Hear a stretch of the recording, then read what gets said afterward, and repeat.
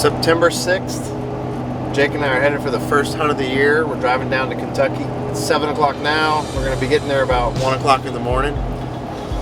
Season opens tomorrow. I'm pumped. Can't wait to get in the tree.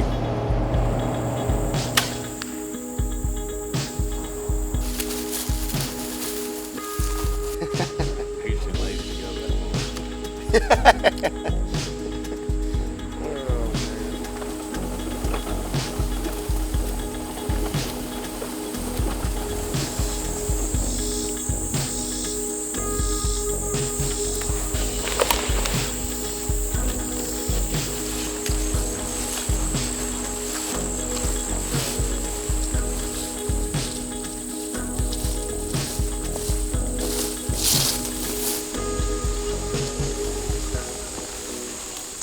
September 7th, opening day in Kentucky, and Grant and I are all tucked in for the afternoon hunt.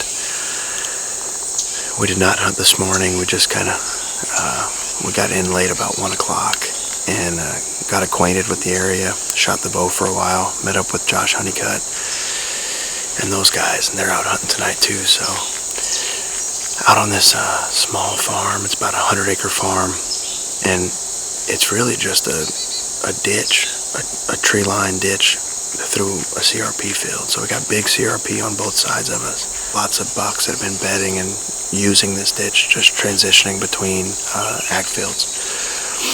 First set of the year, super excited. I've never really hunted velvet bucks before. I know a lot of these deer are shedding a little early this year, but it's really fun to be in the stand and have a chance at maybe getting one in velvet. So pretty pumped up. The wind is not ideal. It's light and variable, so of course we know what that means. It's kind of all over the place. It's blown north and east and west already since we've been in here, but I'm hoping as the sun dies down it gets really, really calm and we're just dealing with the thermals. We got the ozonics here just kind of pointing down to the creek, and I think the deer will be coming from both directions on the creek, so hopefully they can get up on us and I can get a shot at them before they get right below us here. So pretty excited.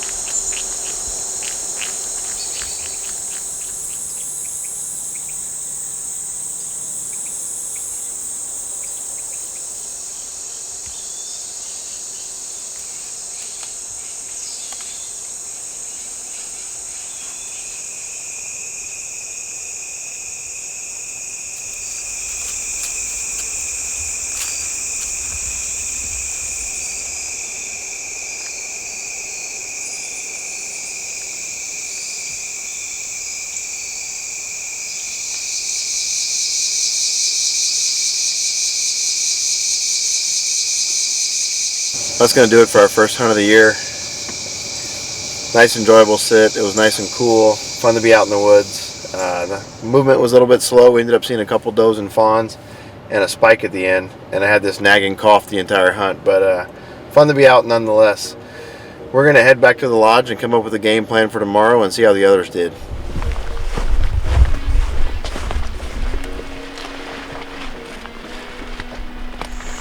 Alright, so we're filing the tree. And I don't think we bumped any deer. We didn't hear any deer blowing, didn't hear any deer run off. We've got these late beans that we were talking about right behind us. The thing is, the mature bucks aren't making it to the beans in daylight.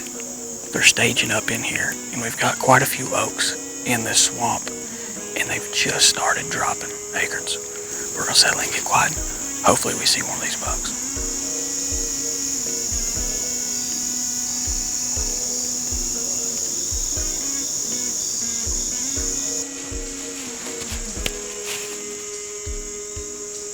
Got him right there.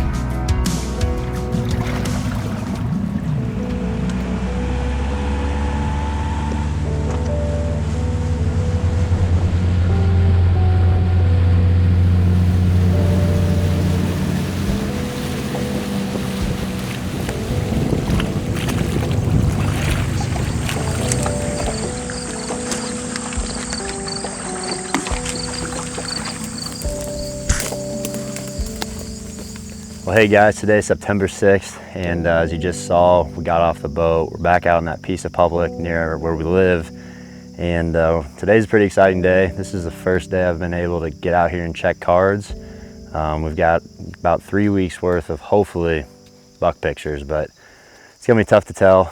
This is the same piece that we're looking for, that big 10-pointer that I introduced this past spring.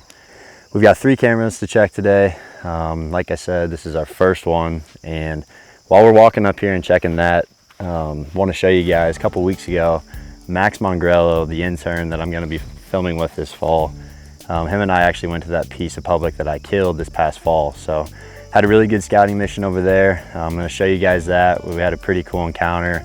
Max got really excited. So once we're done there, we'll come back and we'll show you if we got anything on these cameras. How you feel about Iowa? Love it.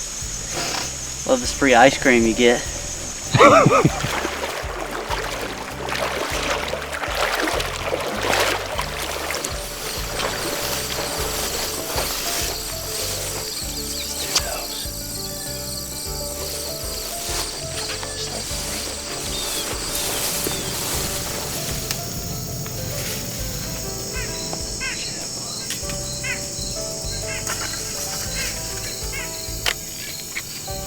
We got our first deer coming out right here.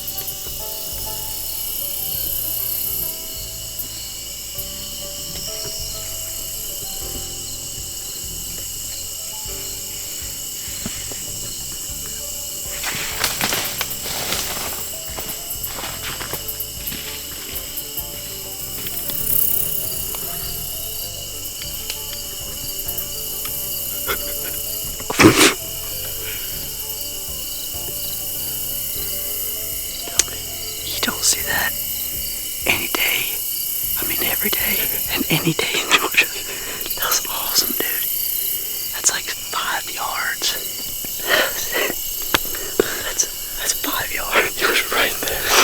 It's a pretty cool encounter for our first day on the public together. Can tell it's gonna be a really fun fall. So we still got some time for a good buck to step out. We know they're here somewhere in this piece. Plenty of does coming out, so depending on where they decide to leave the beans this year, you know, this could be another really good hot spot for late October. Not going to try and change anything if the conditions are the same. So this spot's a little farther away from home than it was last year, but I'm definitely going to try and find a way to hunt it as much as possible. So awesome encounter. Definitely worth the walk back here for that, because I'm still shaking.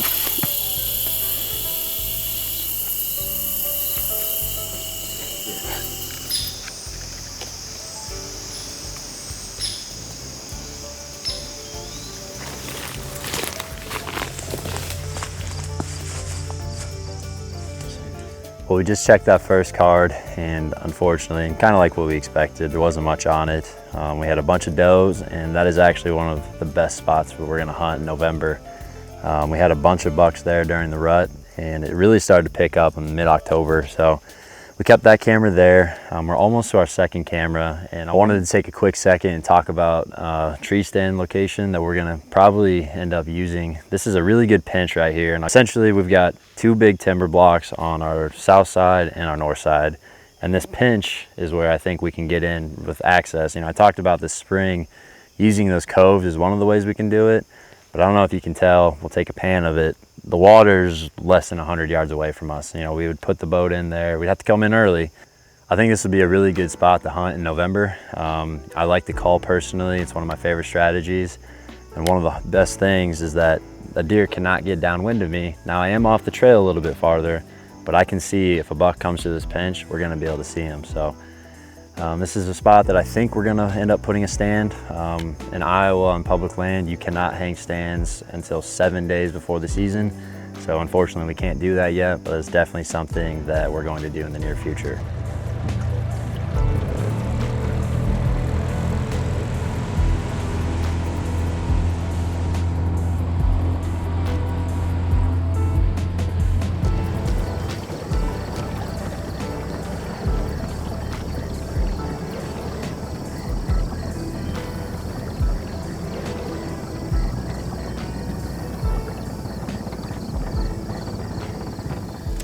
Saw when we were pulling into this cove, there was 2 bucks on the other side.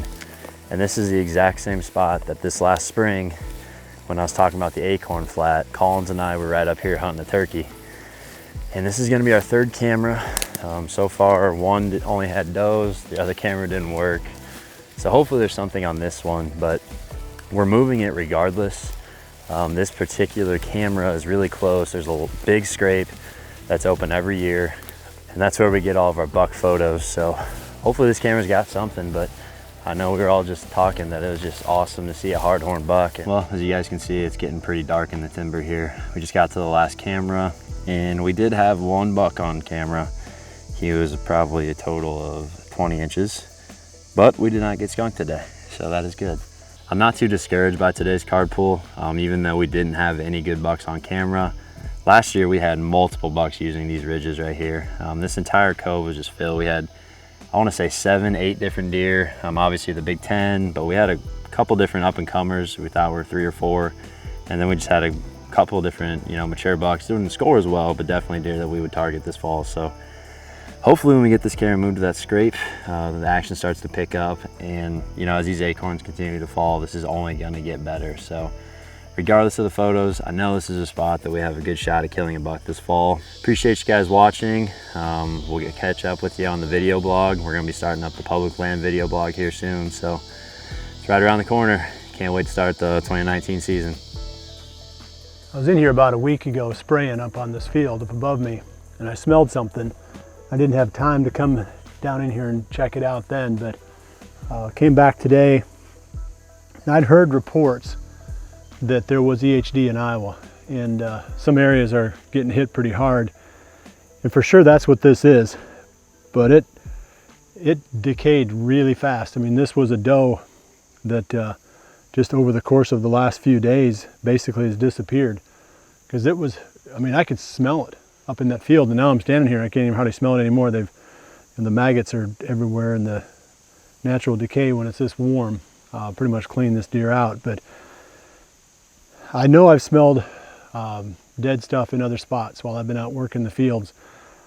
So I would say that we've had a certain amount of EHD death toll on the farm this year. I don't know how much. I talked with one of my neighbors here recently, and well, first Thad DeMoss posted a picture on Facebook, one of our pro staff members, and that got me thinking. So I called up an outfitter, and he said that on land that they own, which I don't know how much that would be, but they found 40 dead so far. So I'm going to take a little walk today and check out some more of these ditches and some of the creeks around here and see what else I can find and see how widespread this is.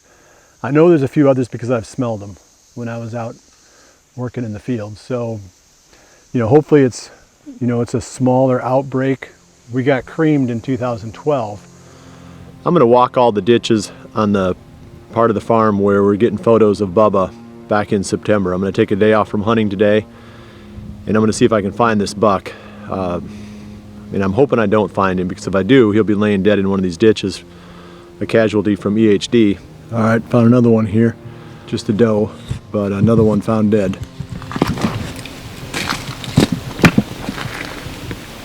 That's another doe. I'm up to 1 buck and 3 does so far. Well, it's bad news time. This is right where I expected to find him. He spent the time that we saw him or caught him on camera on these 2 fields above me. And I've been following this ditch up through here, this creek, and I saw some bones ahead. Let me show you what I saw was with it. We thought that the G4 buck had a lot of mass. Man, this thing is stout, stout, stout.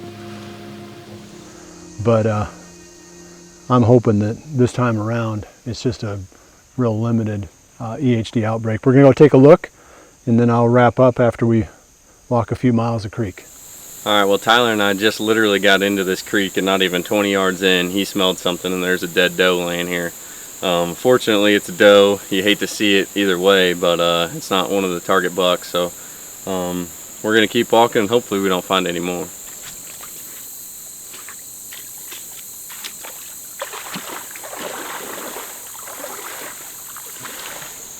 Well, Tyler and I just kept walking down this creek and walking into the wind, and we smell another deer. We're not quite sure where it's at, but I think it's up this secondary little ditch here, so we're gonna walk up here, but it's not very far because it's smelling pretty bad.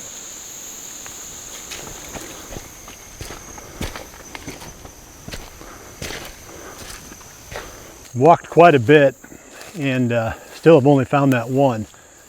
I smelled something right in this area when I was down here spraying 4 days ago, but I can't find it now, so maybe it wasn't a deer. But in this weather, as warm as it is, they seem to rot out really fast. First, I want to talk a little bit about this disease and how it affects deer. There's a lot of people confuse EHD and CWD as the same thing, but they're completely different. EHD is a virus that's carried by little bugs. They're called midges, and they live in muddy areas. So on years where the water's high and then it recedes, or sometimes on drought years, you'll have these mud flats all over the place, and that's where these midges are propagating and breeding, and years like that, their population is higher, and that tends to be those years when the EHD outbreak is a little bit more severe. The deer do gain some immunity to it. Our deer here were hit on this farm real hard in 2012, so that's 7 years ago. So there might have been some immunity that carried over, a couple of generations that are, still in effect now. But I know from the stats that the Iowa DNR publishes that there are other counties in the state that are getting hit. So my guess is that all across the Midwest, you're probably having, some type of an outbreak of EHD. Well, that's it for this week. I appreciate you joining us. We'll see you, what do we got? Hopefully those Kentucky hunts are still going on. We should be able to bring you some more updates from Kentucky next week. And we're not too far away from seeing some of the seasons open right here in this part of the Midwest. So keep checking back and we'll keep bringing you the action. I appreciate you joining me. We'll see you right back here again next week for the next episode of Midwest Whitetail. And remember to always dream big.